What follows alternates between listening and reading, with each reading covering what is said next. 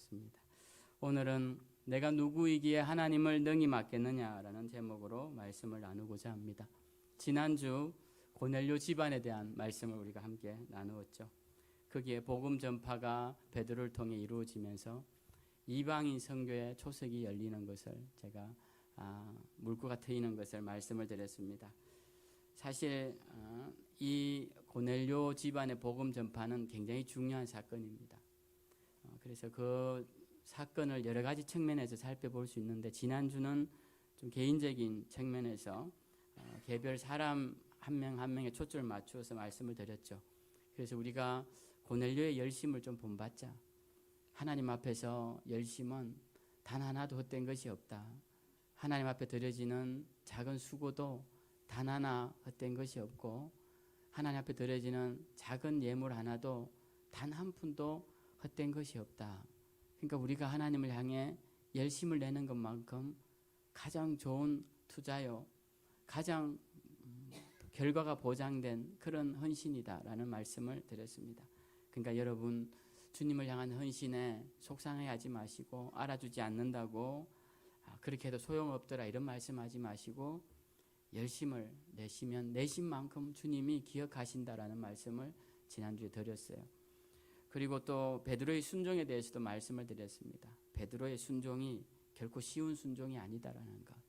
우리가 생각하는 것만큼 그냥 이방인의 집에 가서 복음 전하는 그 정도의 수고가 아니라 베드로의 온 집안과 그가 유대 사회에서 쫓겨날 수 있는 그런 아주 큰 위기 앞에서 결단한 순종이다라는 말씀을 드렸습니다.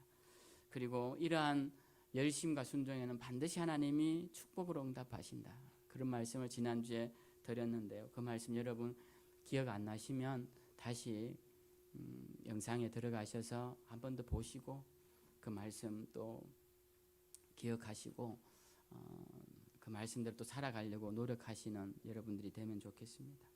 오늘은 이 고넬료 사건이 한 장을 넘겼는데 또 똑같이 반복되는 내용입니다. 10장에서 우리가 고넬료 말씀 읽었는데 오늘 11장에서 또 똑같은 사건을 회상하는 차원에서 또다시 이 누가가 다시 한번 반복적으로 설명하고 있는 본문이 11장 말씀이에요. 이렇게 두 번에 걸쳐서 설명하고 있는 이유는 그만큼 고넬료 사건이 중요하기 때문에 그렇습니다. 그리고 큰 의미가 있기 때문에 그렇습니다. 그래서 오늘은 좀 거시적인 관점에서 이 사건을 다시 한번 조명해 보고자 합니다. 오늘 고넬료 사건은 지난주에 들으셔서 다 아시겠지만 베드로가 환상 중에 주님의 음성을 듣고 그리고 요빠에 있다가 가이사랴에 가서 복음을 전한 사건이죠. 이 사건이 아주 중요한데 이 사건에 뒤이어서 또다시 중요한 사건이 터집니다. 그게 이제 오늘 11장의 말씀인데요. 베드로가 고넬료는 이방인입니다.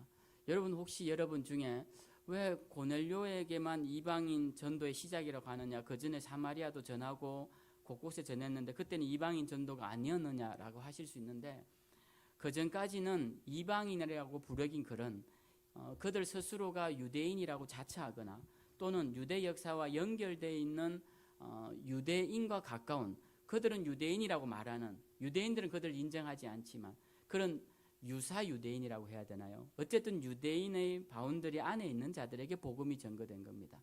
근데 고넬료는 유대인과 아무 연관이 없는 혈통적으로나 민족적으로나 역사적으로나 아무 연관성이 없는 로마에서 파견된 정말 이방인이었던 하나님의 유대인과 전혀 무관한 이방인에게 복음이 전거됐던 것이에요. 그래서 이 고넬료 사건은 최초의 이방인 전도로서 유명해진 사건입니다.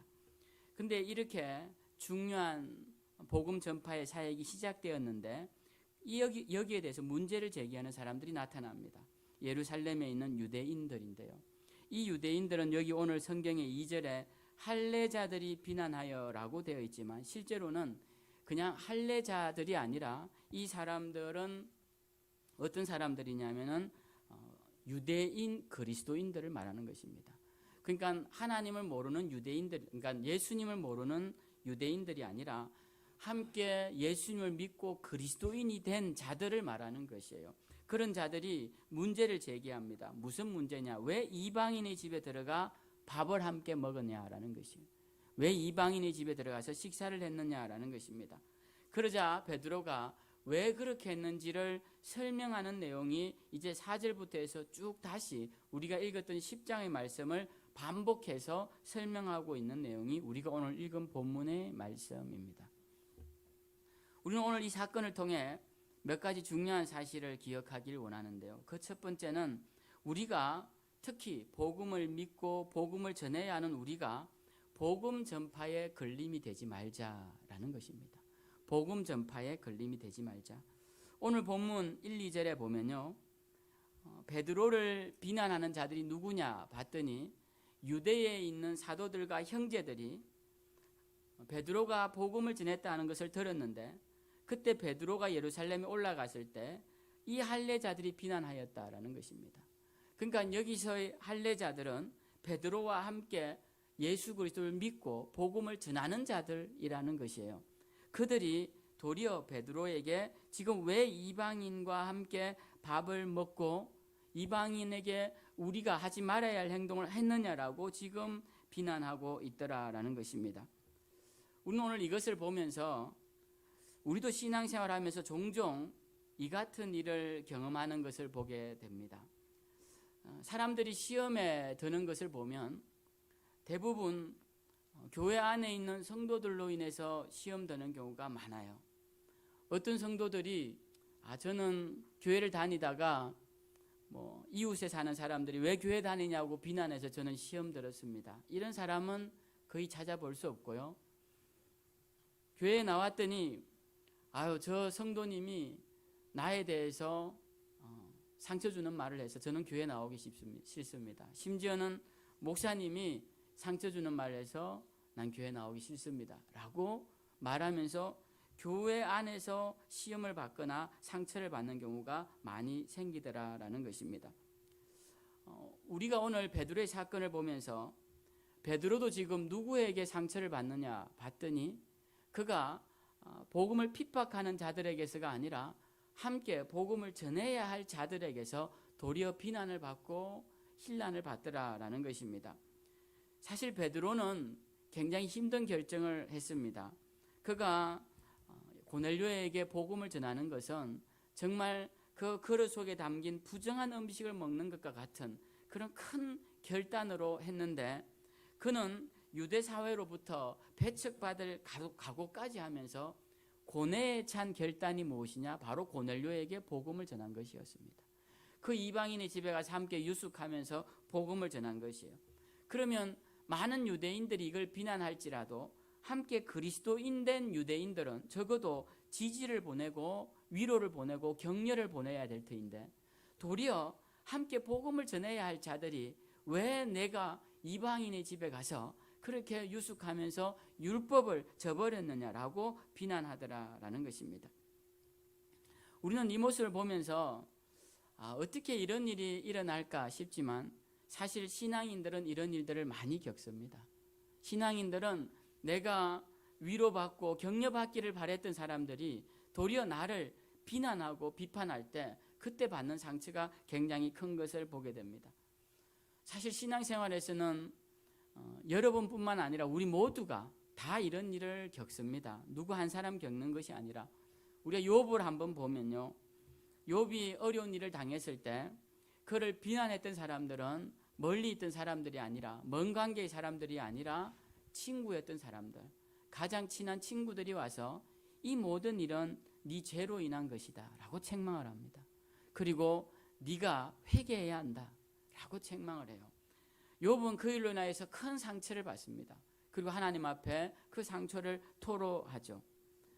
그들이 친구라는 이름으로 그리고 가르친다는 이름으로 그 욥에게 행한 일들을 하나님은 기뻐하시지 않으셨고 하나님은 욥의 친구들의 편이 아닌 욥의 편을 들으셔서 욥을 인정해 주시는 것이 욥기의 주된 내용입니다.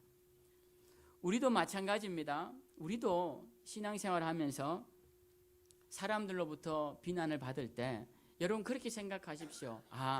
베드로도 그렇게 하는데 나도 그런 일을 당할 수 있겠구나. 여러분들이 주님의 일을 열심히 할 때 저 왜 저렇게 하지? 라고 비난하고 또 하다가 잠깐 실수한 것 가지고 사람들이 비난할 때 여러분 시험 들지 마시고, 제가 원하기는 누구라도 그런 일을 당할 수 있고 베드로도 당하였으니 누구라도 그런 일을 당할 수 있다라는 생각을 우리가 해야 한다는 것이에요. 그러면 그런 일들을 쉽게 이길 수 있습니다. 우리의 믿음의 선진들이 다 그런 길을 갔으니까. 근데 제가 하나 더 부탁드리고 싶은 것은, 오늘날 우리가 피해자로만 많이 인식을 하는데 때때로 많은 그리스도인들이 가해자의 자리에 서 있는 것을 보게 됩니다. 가해자의 자리에.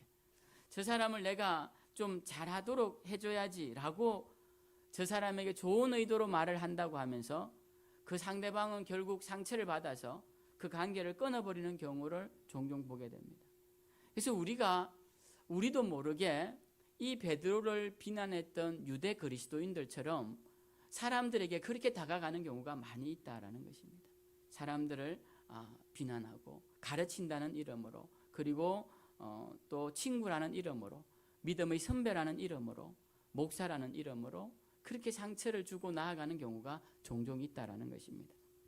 오늘 2절 말씀에 보면은 이 할례자들이 비난하였다라고 되어 있는데요, 이 비난이라는 단어는 사실은 굉장히 강한 어조의 단어입니다. 그래서 이 비난하다라는 단어를 킹 제임스 버전에서는 다투었다, 컨텐디드라고 번역을 해요. 다투었다. 그리고 옛날 성경에는 힐난하다라고 되어 있죠. 근데 이것이 다투다 또는 논쟁하다, 반대하다, 나와 다른 자리에 서다라는 아주 강력한 어조의 비난인 것입니다. 이런 강력한 어조로 베드로를 지금 공격하고 있다라는 것이에요. 여러분, 우리가 신앙생활하면서 많은 경우 누가 나에게 사기를 친다거나 금전적 손해를 끼친다거나 또는 폭행을 가하거나 이렇게 해서 상처를 받는 경우는 거의 없습니다. 교회 안에서 가끔 있기는 하겠지만, 근데 대부분의 시험이 어떤 경우에 일어나냐면 이 말로서 일어납니다. 말로서 상대를 비난성 교훈을 통해서 많이들 상처를 받는다라는 것이죠. 그래서 제가 우리 생명샘 교인 성도님들에게 당부를 드리고 싶은 것은, 여러분 항상 말을 조심해야 합니다. 항상 말을 조심해야 합니다. 제일 말을 조심해야 할 사람은 물론 저이고요. 왜냐하면 저는 말을 많이 하기 때문에, 저도 많이 하고 싶지 않지만 어쩔 수 없이 많이 하다 보니까 제가 제일 조심해야 합니다. 그렇지만 여러분들도 항상 말을 조심해야 돼요. 특히 믿음에 선배된 분들은 믿음이 연약한 자들에게 항상 말을 조심해야 합니다. 그래서 제가 무엇을 말씀하실 때 격하게 말씀하시는 것을 조심해야 돼요. 감정이 격해져서 그러다 보면 비난주의 말을 하게 되는데, 그런 말을 하실 때는 항상 3가지를 마음에 염두에 두셔야 됩니다. 첫 번째는 지금 이 사람이 나의 비난을 받을 만한 사람인가라는 것이에요. 이 사람이 지금 나의 비난을 받을 위치에 있느냐라는 것입니다. 우리는 이런 생각하지 못하고 아무나 대고 비난하는 경우가 있습니다. 이 사람에게는 내가 비난할 사람이 아닌데도 불구하고 막 비난을 해요. 그리고 가르치고 교육하고 합니다. 그래서 내가 이 사람이 과연 나의 비난을 받아야 할 사람인가를 생각해 봐야 돼요. 두 번째는 내가 지금 이 사람을 비난할 자격이 있는가를 생각해야 합니다. 내가 지금 이 사람을 가르칠 자격이 있는가를 생각해야 돼요. 가르친다는 것이 왜 어렵냐 하면, 왜 가르치는 자리에 서지 말라고 하냐면은 가르친 대로 자기가 행하지 않으면 그 가르침에는 능력이 나타나지 않기 때문에 그렇습니다. 그래서 지금 내가 이 사람을 가르칠 만한, 비난할 만한 자격이 나에게 있는가를 생각해야 돼요. 그리고 세 번째는 지금 내가 이렇게 격하게 비난 쪽으로 이야기할 만한 사안인가? 지금 이 상황이 내가 이렇게 언성을 높여서 감정을 격하게 할 만큼 그렇게 소리내야 할 중요한 사안인가를 한번 생각해 봐야 돼요. 근데 대부분 별로 중요하지 않고 부드러운 말 한마디면 될 만한 사실을 감정을 격하게 해서 많은 말들로 통해서 관계까지 단절시키는 그런 경우가 많이 있더라는 것입니다. 오늘 베드로에게 이 유대 그리스도인들이 그렇게 하고 있습니다. 베드로에게 비난을 하는데 그들을 강하게 베드로를 지금 책망하고 있더라라는 것입니다. 그리고 오늘 이 베드로를 비난하는 사건에 있어서 보면 그들이 비난하는 내용이라는 것이 아주 작은 것에 머물러 있더라는 것입니다. 지금 그리스도인들은 복음이 세계 열방으로 나가는 일에 선봉에 서서 맨 앞에서 복음을 전하는 일에 매진해야 하는데, 이들이 문제 삼고 있는 것은 지금 이방인의 집에서 밥을 먹었다라는 사실이에요. 왜 밥을 먹느냐라는 것입니다. 우리가 생각할 때는 밥 먹는 일이 물론 하찮은 일일 수 있지만 그들에게는 심각한 일일 수는 있습니다. 사실 이 이방인들과 밥 먹는 일들은 랍비의 전통에 금해놓은 일입니다. 성경에 금해놓은 일은 아니고요. 그 당시 유대인들은 무할례자인 이방인과 식탁 교제하는 것을 수치와 치욕으로 여겼습니다. 그 식탁에는 부정한 음식들이 올라오고 하나님 먹지 말라는 음식들이 올라오기 때문에 우상에게 제물로 바친 음식들도 올라오고, 그래서 무슨 음식이 섞여 있을지 모르니까 할례받지 못한 그런 자들과는 식사를 하지 않는 게 유대인들의 전통이었습니다. 그런데 이 베드로가 그곳에서 식사를 했단 말이에요. 그러니까 부정해진 것입니다. 그러니까 복음을 전하는 자가 부정한 자리에 왜 가느냐라는 것이죠. 논리는 그런 것들입니다. 여러분, 그런데 우리가 한번 잘 생각해 봐야 돼요. 이들의 이유는 다 타당합니다. 사람들을 비난할 때는 모두가 다 타당해서 하는 겁니다. 그 말을 하는 사람들은 다 타당해서 하는 거예요. 그런데 이것이 과연 복음을 전하는 일만큼, 거기에 버금갈 만큼 중요한 일이냐라는 거예요. 그렇게 하면 우리는 이 말을 해야 될지 말아야 될지가 정해진다라는 것입니다. 오늘날 그리스도인들 가운데도 이것이 지금 이 사람의 생명을 살리는 일인가 죽이는 일인가를 생각해보고, 과연 그것에 이 말이 필요한가를 한번 생각해 본다면, 그리고 이렇게 내가 말하는 것이 필요한 일인가를 생각해 본다면, 우리는 다시 한번 그렇게 말해야 될지 말아야 될지를 고민하게 되는 것이죠. 우리가 중요하게 생각하는 건 무엇일까요? 우리 생명샘교회가 중요하게 생각해야 할 것이 무엇일까요? 그것은 죽어가던 영혼들이 이곳에 나와서 구원을 얻는 길입니다. 제가 어제 김영희 성도님네 신방을 가서 그런 말씀을 드렸습니다. 얼마나 귀한 분입니까? 주님을 알지 못하다가 어머니의 오랜 기도와 또 사랑하는 아내의 동료로 드디어 교회에 첫 발을 내디게 된 사람. 그래서 제가 우리 김영희 성도님이 믿음이 자라나서 일꾼이 된다면 그건 오롯이 우리 생명샘교회의 자랑이 되는 거예요. 우리 생명샘교회의 자랑. 그래서 제가 그렇게 결혼식 전날 또 그렇게 막 광고를 그렇게 해드린 거예요. 우리 교회 일꾼이 되실 거라고. 우리 박수원 성도님도 마찬가지죠. 박수원 성도님도 제가 알기는 17년, 18년 전에 알았지만 교회 나오신 지 불과 몇 달 안 되셨고, 또 불과 몇 주 전에는 어머님 돌아가시면서 어머님 장례를 또 제가 치러드리게 되고, 자, 이렇게 해서 주님 앞에 와서 우리 박수원 성도님이 나중에 귀한 일꾼이 되면 그 영광은 우리 교회의 순수, 우리 교회에 오롯이 영광을 올려드리는 거예요. 얼마나 기쁜 일입니까? 그러니까 이런 분들 한 분 한 분들이 귀한 분들, 생명이 살아나고 생명이 열매 맺는 일인데, 이런 일에 교회가 헌신하고 중요하게 생각해야 한다는 것입니다. 그런데 그것 외에 부수적인 일 때문에 그것에 전념하다 보면은 중요한 것을 놓쳐버리기가 쉽다라는 것이에요. 우리 교회는 그렇게 하면 안 된다라는 것입니다. 그래서 내가 중요하게 생각하는 것, 그 어떤 것도 복음 전파보다는 귀하게 여기지 말자. 그걸 우리가 늘 마음에 새기고, 우리가 복음 전파에 걸림이 되지 말자 다짐하는 우리 모두가 되어야 할 것입니다. 오늘 주시는 두 번째 말씀은 성령의 인도를 따라 살자입니다. 성령의 인도를 따라 살자. 오늘 베드로가 이제 4절부터 변명을 합니다. 복음의 변명을 합니다. 내가 왜 이방인에게 가서 함께 밥을 먹었는지 그 이야기를 쭉 하면서 그가 본 환상 이야기도 한 뒤에 중간에 뭐라고 말을 하냐면 12절에 이렇게 말을 해요. 성령이 내게 명하사 아무 의심 말고 함께 가라 하시더라. 그러니까 성령이 내게 명하셔서 내가 갔다라는 것입니다. 그리고 15절에 보니까 내가 말을 시작할 때에 성령이 그들에게 임하시기를 처음 우리에게 하신 것과 같이 하는지라. 내가 그곳에 가서 성령의 인도를 따라가서 말씀을 전했더니 성령이 그들에게도 임하시더라라는 것입니다. 그러니까 사도 베드로의 행동의 정당성의 근거가 무엇이냐? 성령 임재더라라는 것입니다.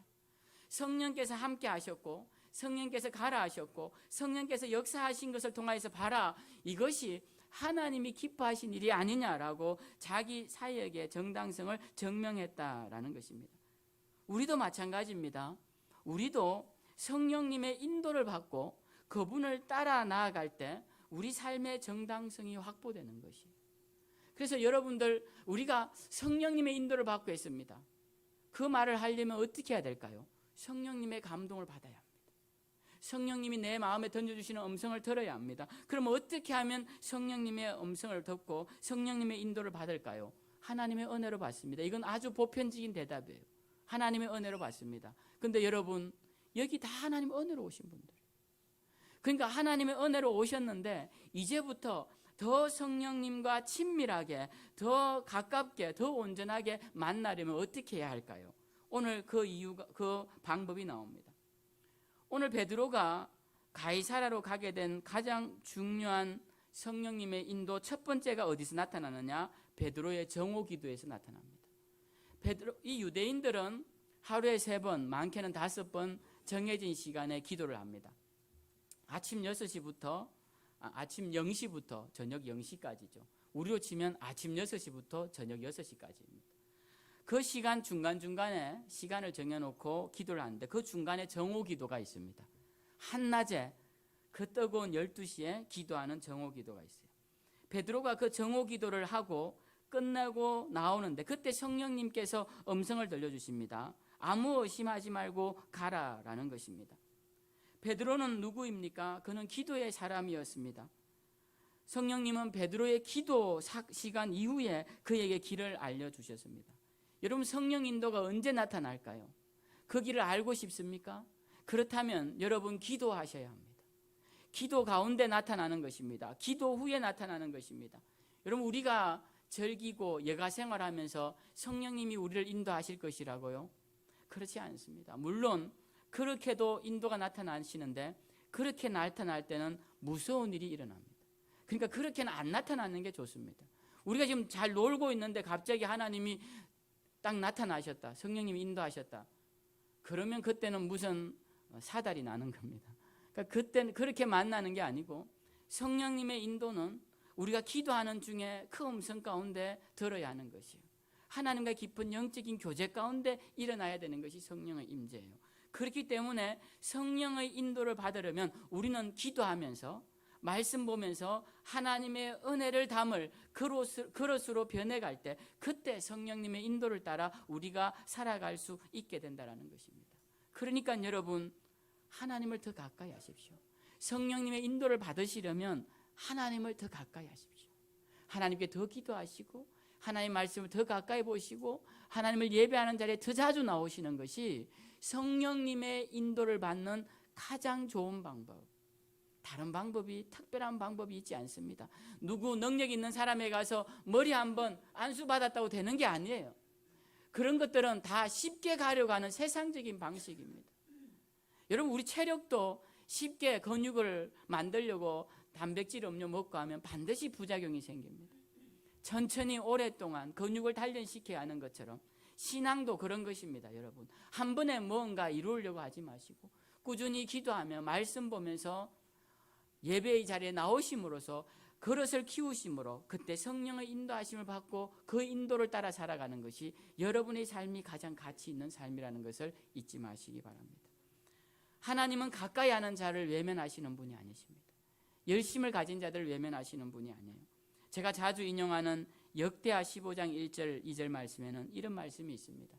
하나님의 영이 오데스의 아들 아사랴에게 임하는데요, 그가 아사 왕과 그의 무리들에게 이렇게 선포를 합니다. 무리들아, 내 말을 들으라. 너희가 여호와와 함께하면 여호와께서 너희와 함께 하실지라. 너희가 만일 그를 찾으면 그가 너희와 만나게 되시려니와 너희가 만일 그를 버리면 그도 너희를 버리시리라.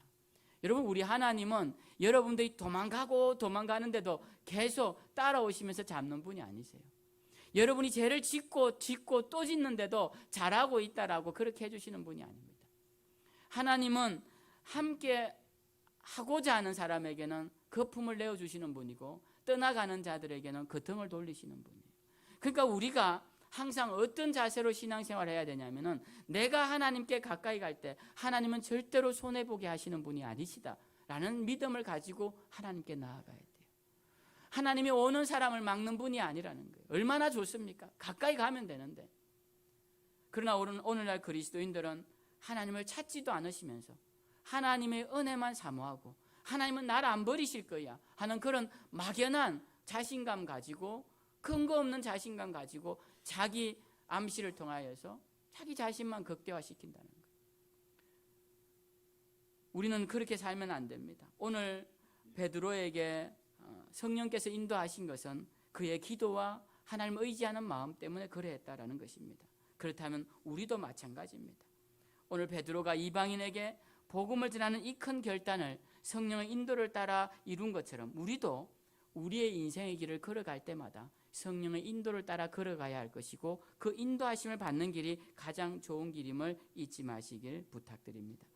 세 번째로 우리에게 주시는 말씀은 오늘 본문 제목이기도 한데요, 하나님의 뜻은 반드시 이루어진다라는 것입니다. 하나님의 뜻은 반드시 이루어진다라는 것이 오늘 17절 말씀을 가지고 제가 설명드리고자 하는 말씀입니다. 오늘 17절 말씀을 우리 함께 읽어보죠. 우리 17절, 자 시작. 그런즉 하나님이 우리가 주 예수 그리스도를 믿을 때에 주신 것과 같은 선물을 그들에게도 주었으니 내가 누구에게 하나님을 능히 맡겠느냐 하더라. 오늘 베드로가 복음의 변명을 합니다. 변증을 하고 변명을 하죠. 내가 왜 그들에게 복음을 전했는지. 그렇게 많은 이야기를 한 후에 마지막에 그가 끝맺는 말이 뭐냐? 오늘 여기 줄쳐져 있는 말씀입니다. 내가 누구이기에 하나님을 능히 맡겠느냐라는 말이에요. 내가 누구이기에. 여러분, 베드로가 어떤 사람입니까? 베드로에게 능력이 큰 능력이 나타난 사람입니다. 사람들이 얼마나 베드로의 능력을 크게 봤던지 베드로가 지나가는 길에 그림자에게 덮으려고 그 옆에 병자들이 누워 있을 정도로 베드로는 큰 능력이 일어났던 사람이고, 불과 몇 장 전에는 욥바에서 다비다라는 여제자, 죽은 여제자를 살리고 애니아라는 오래된 병자를 고쳤던 능력의 사람이었어요.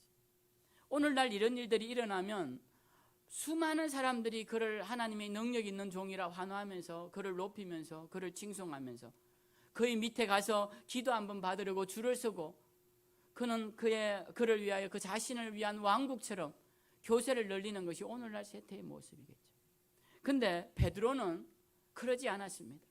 베드로는 그에게 큰 능력이 나타나고 큰 역사가 일어났음에도 불구하고 그는 뭐라고 말하느냐면 내가 누구이기에. 이 말씀 속에는 나는 아무것도 아니라는 거예요. 내가 죽은 자를 살리고 병든 자를 일으켜도 그것이 하나님 손에 들려져 있으니까 가능한 일이지, 하나님께서 나를 놓으시면 나는 죽은 막대기처럼 아무것도 쓸모없는 자라는 거예요. 우리 그리스도인들의 신앙이 어떻게 되어야 할까요? 이런 자세로 살아야 합니다. 하나님의 능력이 있다면, 나는 하나님 손에 들려져 있다면 살아있겠지만 하나님 손에 버려진다면, 그 손에서 내려온다면 나는 아무것도 아닌 쓸모없는 자다라는 그런 인식을 가지고 우리는 하나님 앞에 딱 붙어있는 자들이 되어야 하는 것입니다. 오늘 우리 이건성 장로님이 오신다고 하셨는데 어제는 오신다고 하셨는데 못 오셨네요. 가서 예배를 드리면서 그럼 무슨 말씀을 전해야 되나, 그렇게 신방가면 참 고민스럽습니다. 어떤 말씀을 전해야 하나. 그러다가 제가 포도나무 가지에, 나무에 가지가 붙어 있으면 살고 떨어지면 죽지만 붙어 있기만 하면 영원한 생명을 누립니다 라는 말씀을 드렸습니다. 여러분, 그건 누구나 다 마찬가지입니다. 우리 육신이 생명이 다하는 사람이든 아직 생명이 창창해 보이는 사람이든 모두가 다 우리가 하나님 안에 붙어 있으면 산 자요, 그렇지 않으면 죽은 자다라는 것입니다. 베드로는 이 사실을 너무 잘 알고 있었습니다. 그래서 이렇게 말을 하죠. 나는 아무것도 아닙니다. 내가 누구이기에 하나님을 능히 맡겠습니까? 하나님이 하시고자 하는 일을 내가 막을 수 있겠습니까? 여러분, 이 신앙 굉장히 중요합니다. 하나님이 하시고자 하는 일은 반드시 하나님의 뜻대로 되는 것을 믿으시기 바랍니다. 하나님이 상 주시고자 하시면 반드시 그 가정에 상을 주시고, 하나님이 벌 주시고자 하시면 반드시 죄인 된 그에게 벌을 내리십니다. 하나님은 이루시고자 하시면 반드시 이루십니다. 그래서 우리가 잘 아는 잠언 말씀에 보면 사람이 마음으로 자기의 길을 계획할지라도 그의 걸음을 인도하시는 이는 여호와시니라라고 우리가 자주 고백하죠. 그러면 이런 신앙 고백을 갖고 있는 자의 신앙의 태도는 어떠해야 할까요? 그것은 주님 뜻에 순종하는 것입니다. 왜 하나님의 능력을 온전히 믿는 자가 주님의 뜻에 순종하는 것이냐? 그 어떤 상관관계가 있느냐? 여러분 한번 생각해 보아야 할 중요한 말씀이 여기 있어요. 여러분, 하나님께서 우리에게 사명을 주실 때 만약 내가 하지 않으면 어떻게 될까요? 그 일이 안 되는 게 아닙니다. 하나님은 지금 내가 그 일을 하지 않으면 나중에 다른 사람을 통해서 그 일을 하신다라는 겁니다. 하나님께서는 찬양 받으실 자가 없어서 오늘 성가대원들 이렇게 세운 게 아니에요.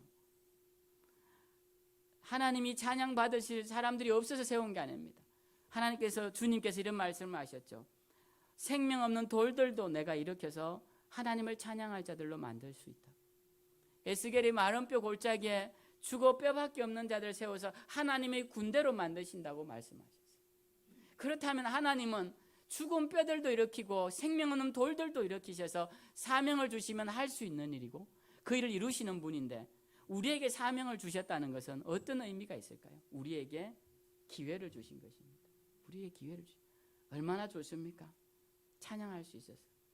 제가 얼마 전에 감기가 걸려서 목소리가 안 나오는데, 전에도 간증했지만 소리가 안 나오니까, 목소리가 안 나오니까 이 교회에서의 제 존재감이 아무 쓸모가 없어지는 거예요.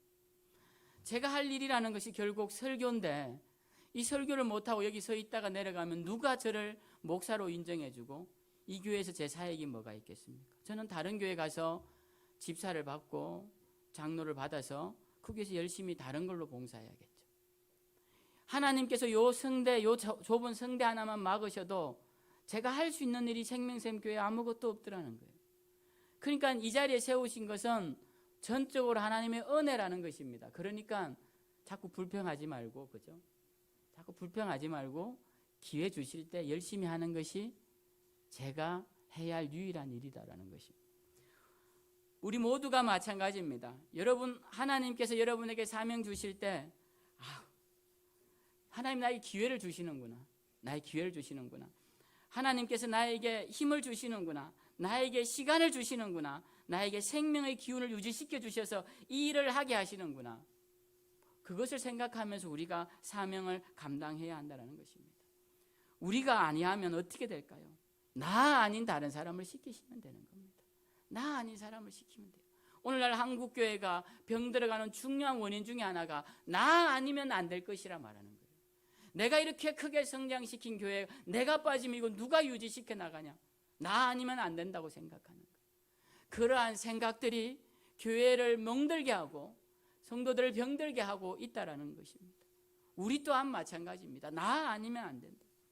여러분, 베드로가 얼마나 큰 능력 있는 사람이었습니까? 그를 오늘날 또 사람들은 일대 교황으로 추대하고 있습니다. 성 베드로 성당은 가장 크고 아름다운 성당입니다. 그렇지만 베드로 자신은 나는 아무것도 아니라고 말합니다. 나는 하나님 쓰시는 도구에 불과하고 하나님이 하시고자 한다면 나 아니라도 누구를 들어 쓰신다고 분명하게 선포하고 있다라는 것입니다. 여러분, 우리는 하나님의 도구가 되어 있음에 감사해야 합니다. 감사하십니까? 네. 하나님의 도구가 되어 있음에 감사해야 돼요. 하나님의 도구로 쓰임 받을 수 있는 생명의 기운을 지금 여러분이 하나님부터 받고 있다는 것에 감사를 해야 합니다. 어떤 사람들은 이런 이야기도 합니다.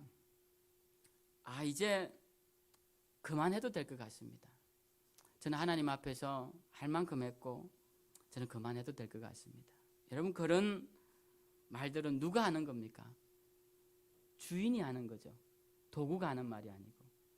일부 예배에 이 플룻을 부는 허집사님이 계십니다. 허집사님이 2부 때 안 쓰려고 했는데 1부 때 예배를 마치고 저한테 이런 말씀을 하셨어요. 1부 때 무슨 예화를 썼냐면, 우리 허집사님이 부는 저 플룻이 어느 날 저는 더 이상 소리를 내기가 힘들 것 같으니까 나 좀 그만 불어주세요 라고 한다면 허집사님이 그래 너 수고했다고 안 부시겠냐라는 거예요. 그 불지 안 불지는 허 집사님 결정하고 플러스 주인이 결정하는 것이다라고 제가 예를 들었어요. 그랬더니 예배 끝나고 집사님이 자기 이렇게 말씀하시는 거예요. 목사님, 눈이 침침해서 악보가 잘 안 보여서 이제 그만하려고 했는데 목사님이 어떻게 아시고 눈치를 채셨죠? 그래요. 아니에요, 저 눈치 못 채고 그냥 예를 들다 보니까 그렇게 된 거라고. 그렇게 한숨을 쉬시며 가셨어요. 아마 계속 하실 것 같습니다. 네. 여러분, 제가 허 집사님께 여쭤봤어요. 집사님, 이 예가 적절한가요? 그러니까 웃으시더라고요. 여러분 어떻습니까? 우리가 하나님의 도구인데, 하나님, 전 이제 할 만큼 했습니다. 그게 과연 도구로서 할 수 있는 말일까요? 우리는 정말 진실된 마음으로 한번 하나님 앞에 서보십시다. 내가 정말 주님 앞에 할 만큼 했는지. 제가 우리 교회에 주님 앞에 할 만큼 한 사람 한 분도 못 봤어요, 지금까지. 그러니까는 그런 말씀하지 마시고, 하나님이 우리에게 생명을 주시고 기운을 주시고 능력을 주시면 하나님이 그만하라고 하실 때까지, 그때까지 묵묵히 하는 겁니다. 그것이 주님의 음성으로 내 마음에 들려질 때까지, 확신이 될 때까지, 그때는 하라고 해도 할 수 없는 지경이 될 때가 온다라는 것이에요. 미리 앞서서 그렇게 할 필요가 없다라는 것입니다. 여러분, 하나님께 여러분의 삶을 맡기십시오. 하나님이 여러분을 손에 들고 서시면 연로한 몸이라 할지라도 하나님께 쓰임 받을 것이고, 하나님께서 서시지 않으면 젊은 청춘 같은 몸이라 할지라도 쓸데없어 창고에 그냥 묻혀져 있을 것입니다. 그러니까 우리가 오늘 이 말씀 앞에서 내가 하나님 앞에 모든 것을 맡겨버려야겠다. 다른 사람 맡기지 마시고, 요즘 이런 설교하면 사람들 오해하는 경우가 있는데, 여러분, 우린 배 아파 낳은 자녀도 마음대로 안 됩니다. 누가 내 마음대로 되겠습니까? 저는 그런 마음 버린 지 오래됐습니다. 제 아들 둘도 제 마음대로 되지 않는데 누가 마음대로 돼요? 어떤 사람은 저한테 말해요. 목사님이 한번 말씀해 보세요. 제가 말해서 될 것 같으면 벌써 했죠. 제 말을 듣습니까, 여러분들이? 어디 제가 하자고 한다고 하시냐고요. 다들 자기 생각이 있으신데. 그러니까 여러분, 남을 자꾸 다른 사람 일에 신경 쓰지 마시고 여러분들이 들어야 할 하나님의 음성을 들으시기 바랍니다. 하나님이 지금 여러분에게 주시는 음성을 들어야 돼요. 그래서 오늘 이 말씀을 통해 저는 여러분에게 질문하며 말씀을 마치고 싶습니다. 지금 여러분을 향해 주님은 뭐라고 하십니까? 그 음성을 듣고 오늘도 그 음성을 따라 주신 사명 잘 감당하며 나아가는 저와 여러분들 다 되시기를 주님의 이름으로 축원드립니다.